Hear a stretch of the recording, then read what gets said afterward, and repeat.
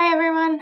So I just want to walk you through the steps for the new provider portal that is beginning this coming week.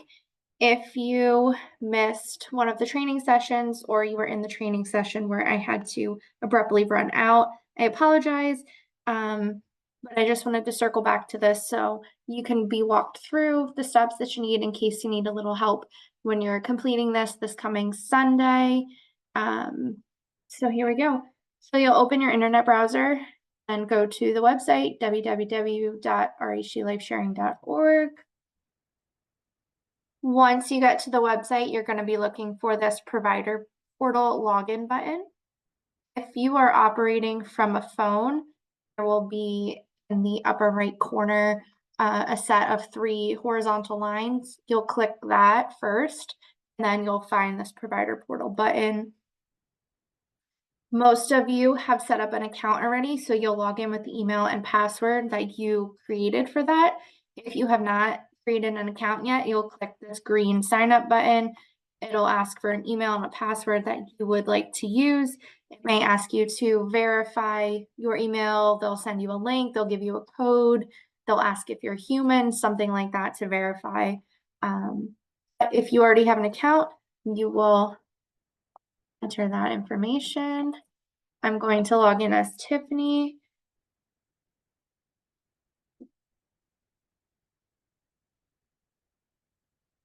All right, so you'll know you're logged in if this green box turns to hello, whatever your email or username is.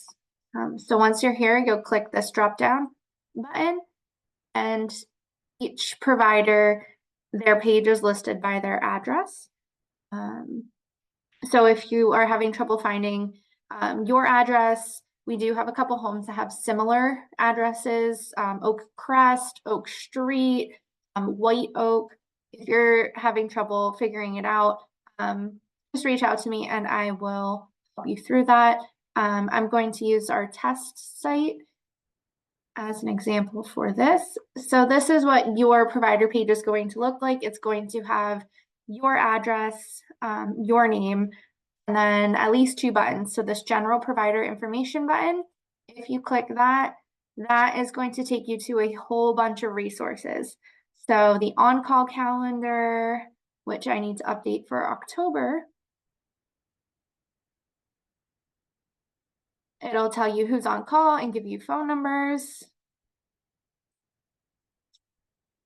If you're doing subcare or respite, daily notes for them are here. Reporting a home visit button, all of our fire safety stuff, fire safety training, the drill form, where you can go to get your extinguishers recharged. All that information is available there, as well as all the medical appointment forms and the financial appointment forms that were previously up here, and you needed the passcode to get into. I've put them all in this general provider information spot for you now. Okay, if we go back to your homepage, then you should have at least 1 green button, or if you support 2 individuals, you will have 2 green buttons with names on them. For our test and training purposes, we are doing daily notes for Joe Schmo. So we'll click that. It's going to open an Adobe form. Now you should be familiar with this from doing your billing invoices. It is the same exact process. You're going to click this blue continue button, and it will guide you through all of the required sections that are filled. So any section that has this red star is a required field that needs something put in it in order for you to submit. Okay, so date of service is the first one. Now for your notes, you're going to start with 9/29/24 is the first date that you are going to use for this cycle. You'll check, if the activities of daily living were completed, what the level of assistance was. Joe Schmo has been pretty independent, so we're going to click independent. Okay. You'll notice that there are new parts on these daily notes. These are the requirements for selective contracting that was discussed in the information session. and is included in the PowerPoint presentation I have sent out also. So we need to know if this individual utilized any home alone time today. So you'll have a drop down, and the options for every drop down are the same. Did they use less than 5 hours of alone time at home today? More than 5 hours? They did not use at all today, or it's not applicable to them. So for our individuals who do not have the ability to have any alone time, you're always going to answer not applicable.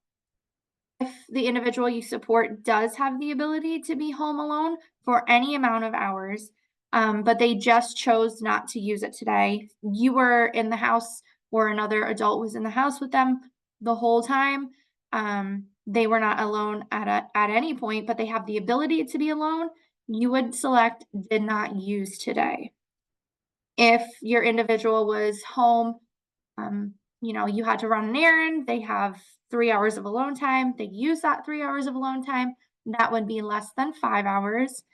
And if they are capable of being home alone for 10 hours and they used 8 hours of that, they didn't go to program today, but you had to go to work, it would be used more than 5 hours. Okay. Then you'll have to make a selection for day program. Let's say he did not go today. Employment, he does not have a job. So we'll put NA. And community alone time, he did not use this today. Okay.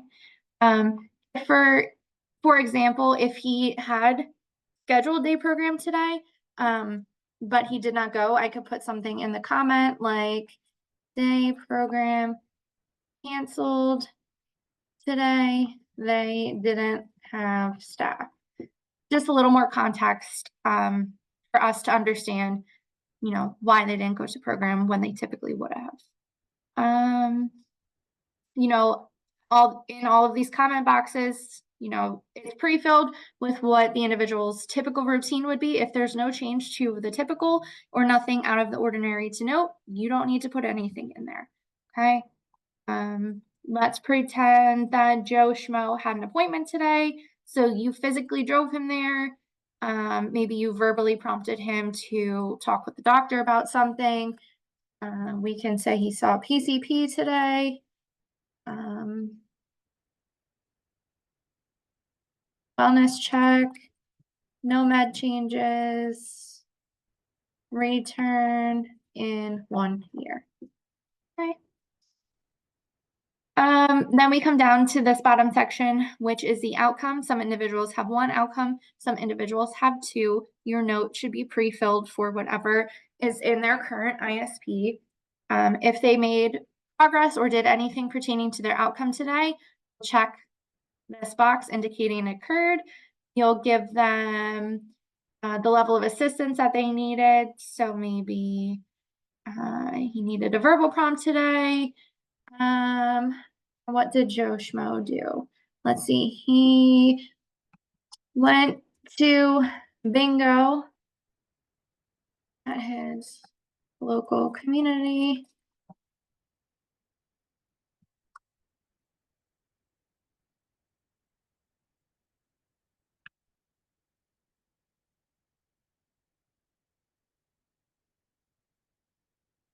Joe Schmo won coverall at bingo. He is super pumped. Okay. Just a little description about what happened, what their day was, what progress they made with the outcome. Okay. So then probably the most important part of the daily note and something that we need a lot of attention towards is this absence code section. So this is exactly what you would have put for your billing invoice. So instead of doing a billing invoice, you're just doing daily notes now. This yellow area at the bottom, you fill out as you would a billing invoice. So Joe Schmo was present in your care the whole entire day. He did go to an appointment. He didn't go to program, but he was still present. So we would mark P for present. And because he was with you all day, that is a full day unit. Okay.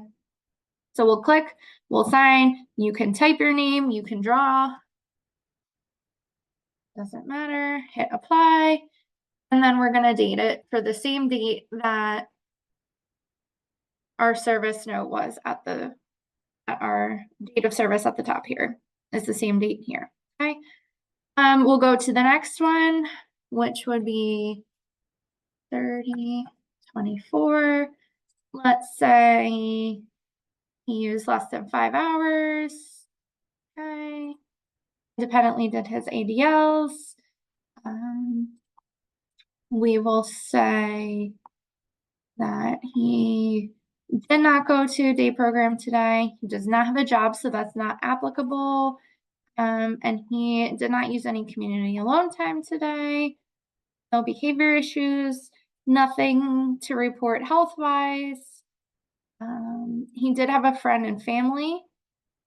So we'll say mom called and asked Joe to go to lunch with her. All right. He did not work on any outcomes today, but mom called and asked Joe to go to lunch with her. Joe wanted to do that. So we are going to mark his absence code as T as he went on a home visit. Okay. Anytime they are going on a home visit, things like they are admitted to the hospital, things of that nature, would mark that on your billing. So it's the same principle as here as you would for your billing. And then we're going to switch this to a partial day unit because Joe was not in our care for the entire day. So we are going to mark the time out, the time that he left, let's say was 12 o'clock p.m. And he returned at 4:15 p.m. from his lunch outing with his mom. Okay. Same thing as you would your billing invoice. You're just marking it as a partial, your time out, your time in. We are clicking to sign. We are dating for the same date at the top. Now you'll notice that all the fields marked with a star have been completed. So I get this blue click to sign button appear in the bottom corner. If for whatever reason I am missing something, it won't pop up. You'll think that's weird. Your clue is to go to the upper right corner here. That's next field required. If you click that, it'll show you what is missing. Okay. So the most frequent question we get with these Adobe forms is I tried to fill it out. It wouldn't let me submit. 9 times out of 10, the reason why it's not letting you submit is because one of these required fields doesn't have an entry in it. So this is going to be your helper to try to figure out what is missing. Okay. So I'll put an entry back in that. My blue click to sign will show up. It's going to ask for my email. I'm going to click to sign. It's going to tell me that I need to verify it in my email. Okay, so then you're going to open up your email.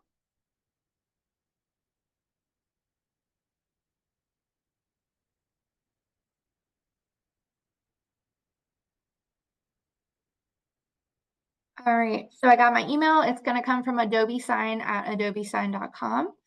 If for whatever reason you wait a couple minutes and it doesn't come through, please check your junk folder. It might go there by accident. But you're going to click this blue confirm my email address button.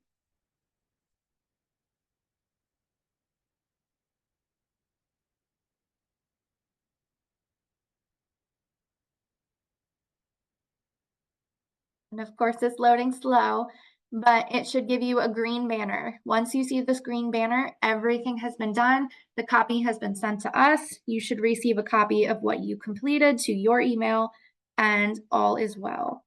Okay. If for whatever reason you don't get this green banner or something is giving you an issue, please reach out to me immediately, and we can troubleshoot how to go from there. Okay. That's it on how to complete the notes. If you have any questions, like I said, please reach out to me. I am the point person for this provider portal. I can help you navigate some tech stuff. I can help you if for whatever reason you are trying to access home page, and it's giving you this, you don't have permission, but it is your address, please let me know immediately. That way I can go in to my settings and maybe there's just something that's not clicked right. If you're finding an issue on the daily notes or something isn't correct on there, please let me know and I can try to go in and fix that. But we're all learning together. So if you have questions, please let me know. All right. Thanks, everyone.